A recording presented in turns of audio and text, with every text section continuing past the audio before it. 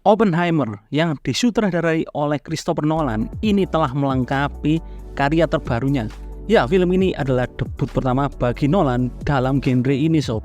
Dengan subjek, tema, dan ceritanya yang belum pernah dia kembangkan, tapi Nolan tetaplah Nolan, di mana selalu memberikan daya tarik dan keunikannya sendiri yang sudah menjadi ciri khasnya lewat gaya berceritanya yang non-linear.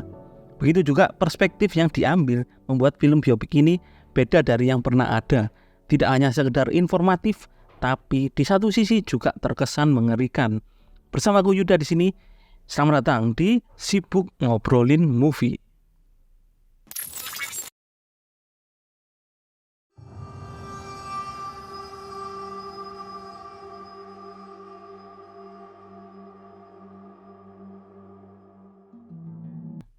Oppenheimer diadaptasi langsung dari buku berjudul American Prometheus di tahun 2005 yang berisi tentang kisah J. Robert Oppenheimer, seorang fisikawan dengan pemikirannya terhadap mekanika kuantum dan penemuannya yang terkenal yaitu bom atom ternyata punya andil yang besar di masa Perang Dunia Kedua. Keberhasilannya ini justru membuat dirinya diselimuti akan rasa penyesalan dan bersalah yang terus-menerus mengusik pikirannya akan dampak mengerikan dari ledakan sebuah bom atom, dan sekarang dia telah menjadi bagian dari kerusakan tersebut. Sebetulnya aku sedikit trauma ya ketika Christopher Nolan kembali lagi menggarap film yang punya tema sains atau ilmu pengetahuan, karena Interstellar menurutku adalah tontonan yang benar-benar bikin aku kewalahan sob.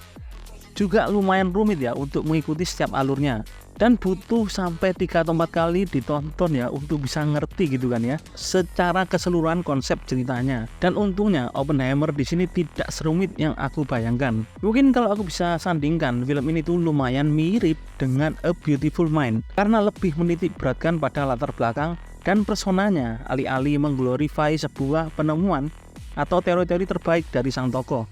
Inilah yang menjadi alasan kenapa Oppenheimer itu banyak mengandalkan para aktor-aktor bintang 5, di mana tujuannya untuk mengeksplorasi setiap karakter agar bisa dideliver dengan cara yang meyakinkan.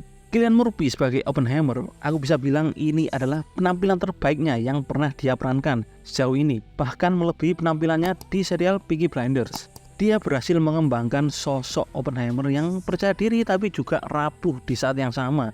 Usahanya untuk mewujudkan perdamaian dunia malah berujung pada rasa penyesalan. Pertentangan moral yang dialaminya di sini tuh dari mulai cemas, takut, bingung, di mana semuanya perasaan emosi itu bisa digambarkan dengan menawan oleh Cillian Murphy. Lewis Strauss yang diperankan oleh Robert Downey Jr. emang nggak ada duanya sob. Meskipun Tony Stark sudah melekat kepada dirinya, tapi RDJ bisa keluar dari bayang-bayang tersebut. Dan peran sebagai politikus yang cerdik dan juga licik ini bisa dia perankan dengan sangat baik. Emily Blunt ternyata juga tidak kalah luar biasanya dengan yang lain. Sebagai Kitty Oppenheimer, awalnya mungkin terlihat sebagai tokoh tempelan saja, tapi ketika diminta untuk membela suaminya, dia bisa memberikan dampak yang kuat, yang tidak terbayangkan dan cukup meyakinkan sob. Bahkan Rami Malek pun yang hanya muncul 5 menit saja itu berhasil memberikan elemen of surprise-nya sendiri. Dengan kata lain, hampir semua aktor yang terlibat di sini tuh sudah melakukan sesuatu yang hebat. Meskipun begitu, ada beberapa kekurangan dari aspek ini yang aku lihat secara nggak langsung itu membuat plot ceritanya itu agak sedikit kurang fokus. Salah satunya adalah Christopher Nolan yang dimana di sini terlalu banyak memperkenalkan tokoh ilmuwan yang bekerja sama dengan Oppenheimer dalam melakukan uji coba di Project Manhattan, dimana tidak semua tokoh ternyata penting untuk dimasukkan. Sebagian besar memang memberikan penampilan yang solid dan punya alasan kuat lah untuk diangkat. Tapi apakah memang harus banyak itu? Aku rasa itu cukup berlebihan sob. Kegemilangan selanjutnya di film ini tuh ada pada alur ceritanya, di mana narasinya di sini tuh dikemas dengan cara yang menurutku cukup brilian. Oppenheimer sendiri itu benar-benar kompleks sob. Punya banyak sekali materi yang diulas lewat permainan dua perspektifnya dengan dialognya yang cepat. Bisa kalian bayangkan ya betapa capeknya nonton film ini sob. Nolan ternyata bisa mensiasatinya dengan keren agar penonton tetap dapat mengikuti plot ceritanya sob. Bekerja sama dengan Ludwig Göransson, scoring yang didesain di sini tuh terasa epic di sepanjang film untuk memberikan kesan yang intens. Semuanya bersinergi dengan baik. Semua scene terasa sangat penting dan itu benar-benar hanya ditekankan lewat musik aja sob. Dan secara tidak sadar itu juga membantu kita untuk terus fokus dan terlibat secara mendalam tanpa jeda sedikit pun. Mungkin banyak ya sebagian orang yang bakal mengeluhkan aspek ini, tapi percayalah, dampaknya justru membuat kalian terngiang-ngiang sampai keluar studio. Aspek lainnya yang cukup bikin kagum ada pada editing dan sinematografinya. Christopher Nolan sepertinya memang memberikan sentuhan yang tidak biasa, terutama pada saat adegan pengujian bom. Tanpa penggunaan CGI, adegan itu terasa sangat menggelegar sampai menggetarkan kursi kalian sob. Tapi menurutku bukan itu saja bagian terbaiknya.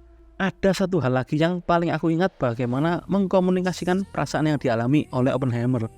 Dari mulai penglihatan orang-orang yang wajahnya terbakar, penggambaran perang nuklir, cahaya bom atom yang meledak yang masuk ke dalam ruangan, itu semua dikombinasikan dengan cara kerja kamera yang penuh close up secara dramatis dan desain suara yang sempurna, membuat reaksi tersebut mampu bikin penonton memahami stres yang dialami Oppenheimer, dan visualisasinya benar-benar bikin merinding sob.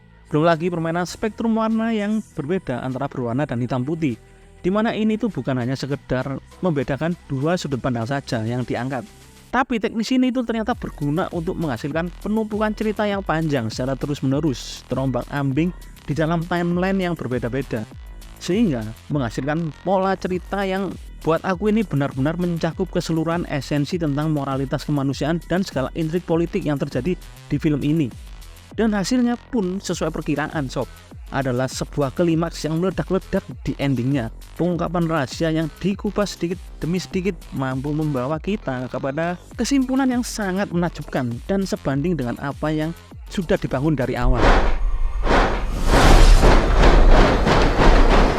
7, 6, 5,